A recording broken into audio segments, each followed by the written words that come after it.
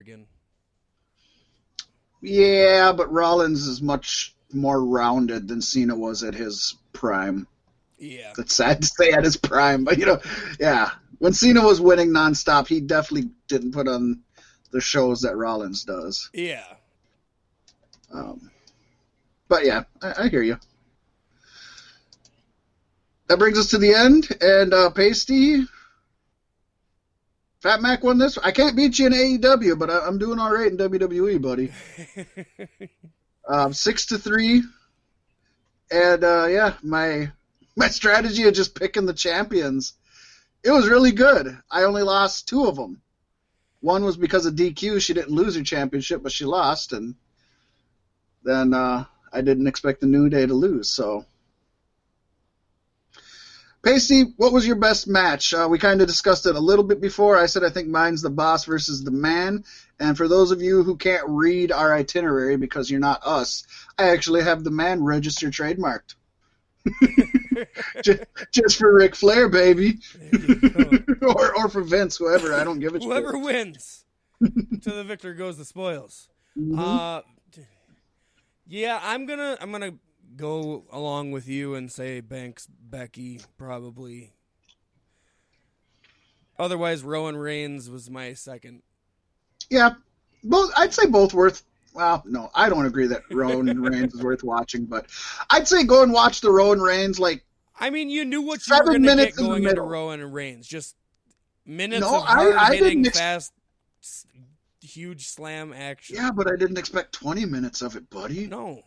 But isn't that surprising? Isn't that a good thing? No. As I've been known to say 1,000 times over, surprises just for surprise sake are not always good. Pasty, what do you give the final grade of this show? I think I'll go with a flat C, because it didn't hold my attention very well. I'm actually right beside you. I was thinking about giving it a C+, but as I actually sat down and talked about it and relived it, yeah, it's C, but there's no plus to it. They don't need the extra. It could have been Raw.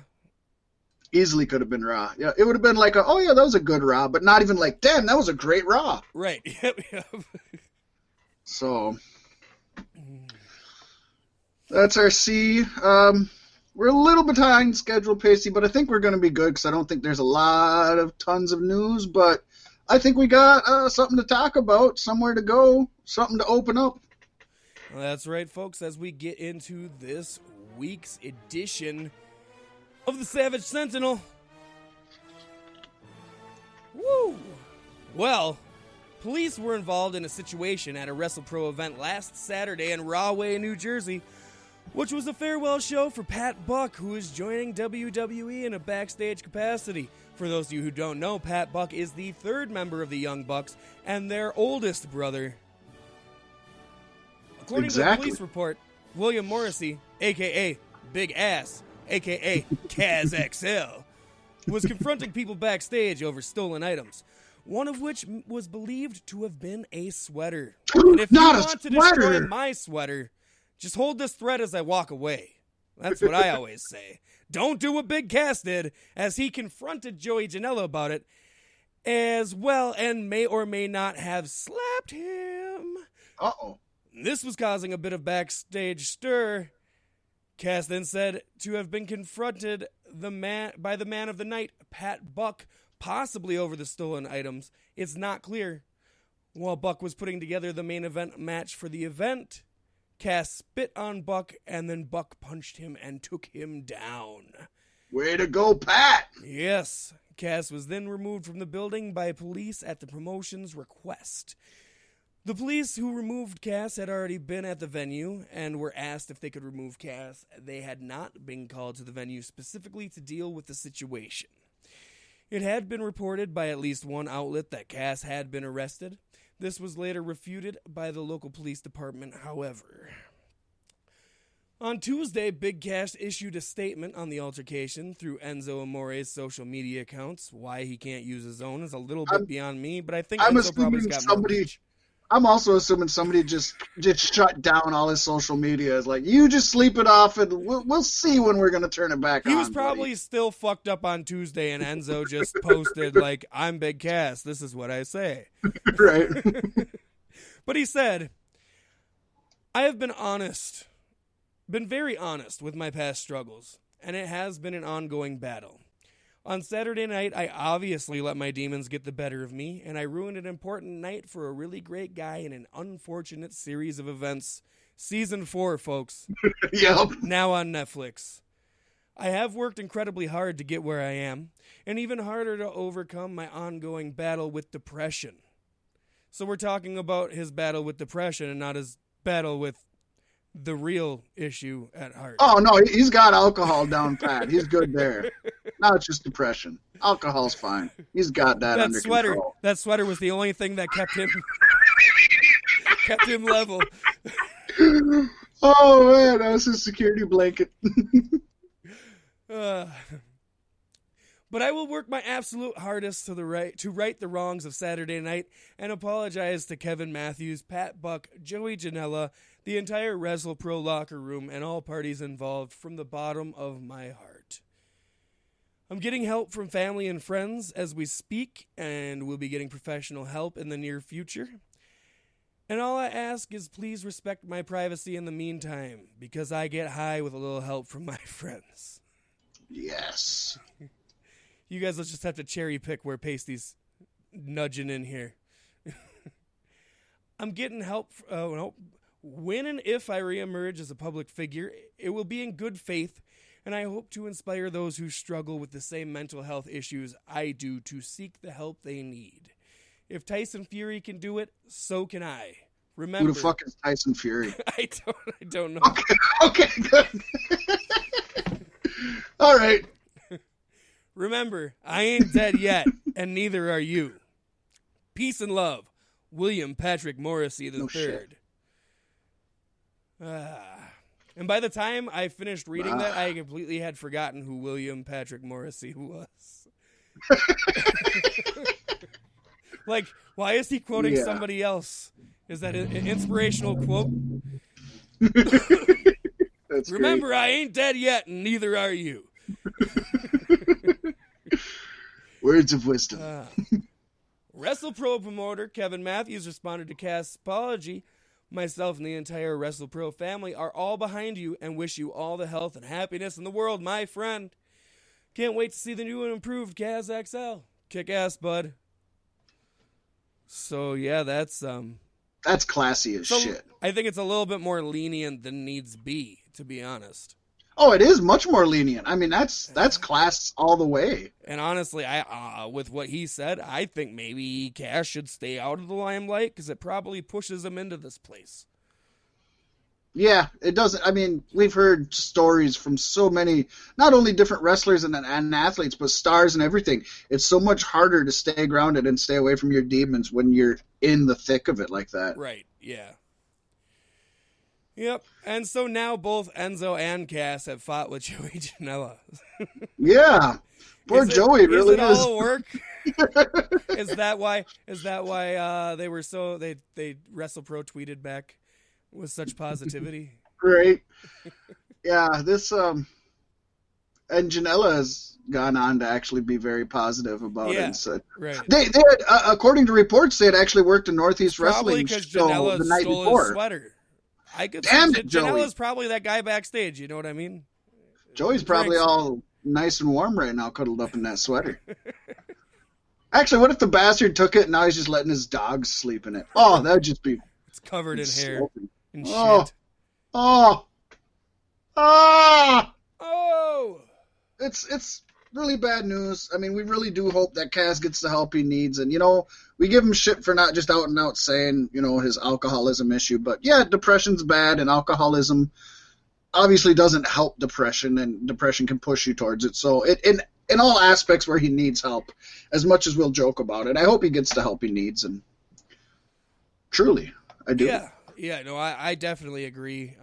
As long as he's working in the right direction, I won't support him if he jumps back into it too soon. No, I agree. If legends like like Jake the Snake Roberts and Scott Hall, yeah. If they can still struggle with it all these years later, Cass, it's gonna be hard to get out of the thick of it now in the youth. Jeff Hardy, the prime of your youth. Getting DWIs, yeah, not good. Just focus on yourself right now. We'll be here. We're wrestling fans. You can come back 10 years later and we'll be like, oh shit, remember Cass? He was the best. Yep, we'll probably appreciate you more. But going from some pretty bad news, we got some really good news here, Pasty. And this comes from Bushy Road, baby. It's actually Bushy Road, but I like saying Bushy Road, baby.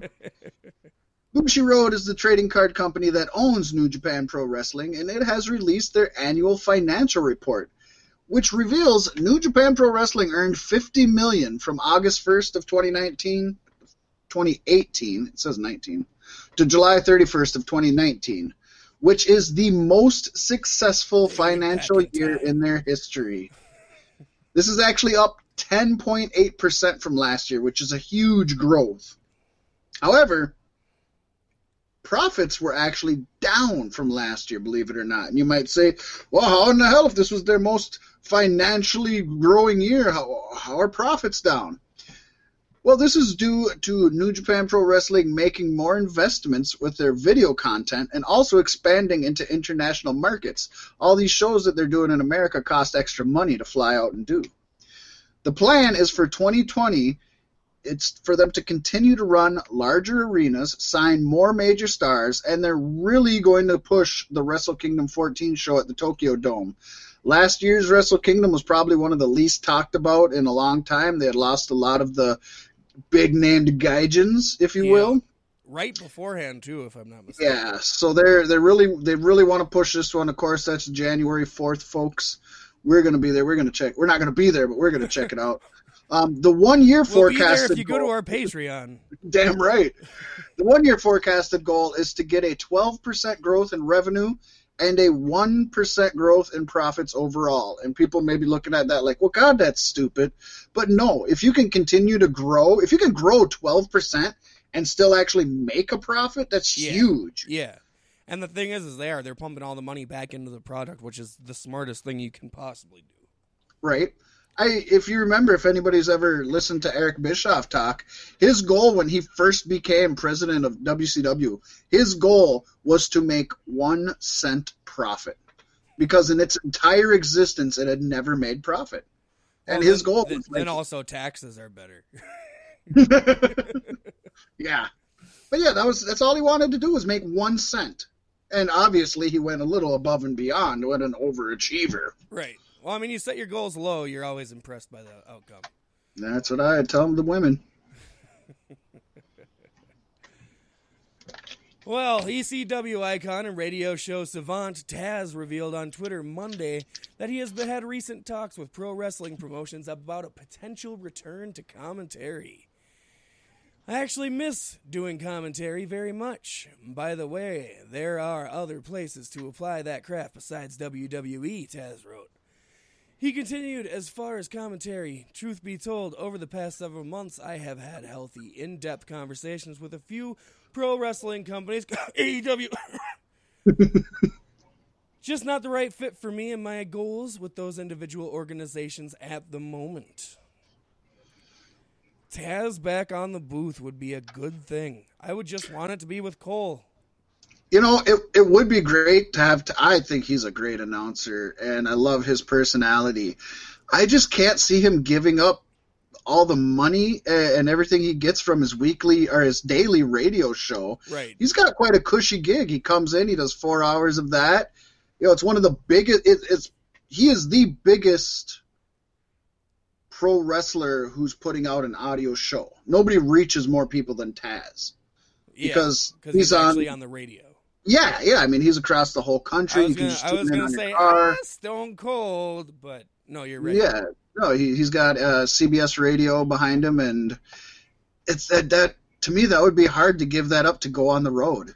You know, he knows where he's going. He lives where it is. He doesn't have to travel. He knows everybody he's working with. That would be hard to give up, I think. I think he would probably be looking for more money than most people are willing to invest. There is a way to settle this where all he'd have to do is move once, and that's if he signed to NXT. Taz and Ronaldo on the announce team. Oh, that would be fantastic. It's the warm and fuzzies, and I'm not even drinking. It'd maybe be a little too much Italian at one time.